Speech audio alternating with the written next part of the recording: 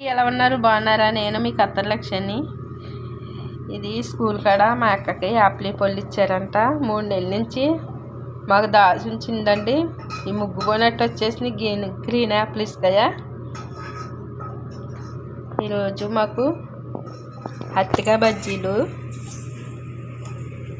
పకోడీలతో అప్పడాలు వేసిందండి.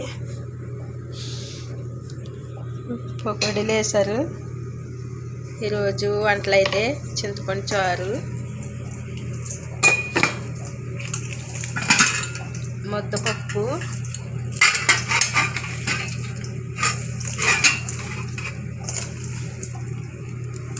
నెయ్యి అండి. ఇది ముద్దపప్పు నెయ్యి ఇంటికాడ నుంచి తీసుకొచ్చాము. ఈ నెయ్యి ఒరిజినల్ అండి. ఇది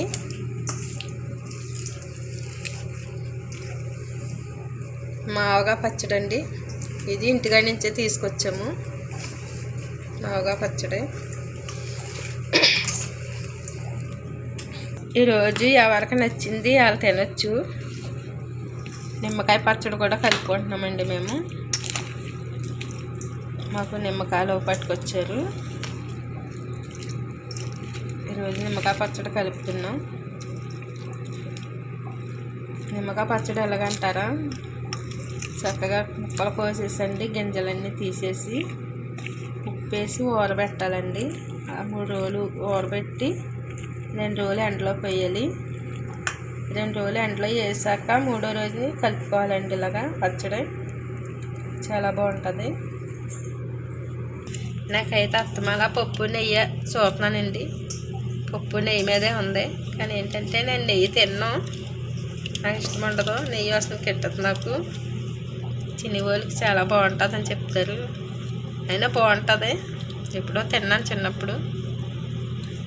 కానీ ఇప్పుడైతే నెయ్యి వస్తువులు వేయి తిన్నాను నేను. సరే, ముద్దపప్పు నెయ్యి, ఆవగా పచ్చడి, నిమ్మకాయ పచ్చడి, మావగా పచ్చడి. అబ్బా, ఎవరికి నచ్చిందా వేసి తింటారనుకోండి. ఈరోజు అరాబీ వాళ్ళకి మచ్చి పులుసు వండామండి. సరే, మా ఊళ్ళో ఎవరు లేరండి. ఒక అబ్బాయి ఉన్నాడు. టీచర్లకి వండాలి. మా ఊళ్ళో సాపర్ వెళ్ళారండి. వేడివేడి అన్నం అండి. పప్పు నెయ్యి వేడివేడి అన్నం వేసుకుని పచ్చడి వేసి తింటే ఉంటుందండి. అబ్బా, చాలా బాగుంటుంది. మా వీడియో నచ్చినట్టయితే లైక్ చేయండి, షేర్ చేయండి, సబ్స్క్రైబ్ చేసుకోండి. వీలైతే కామెంట్ పెట్టండి. మాలాంటి కొత్త వాళ్ళు కూడా సపోర్ట్ చేయండి అండి, ప్లీజ్ అండి.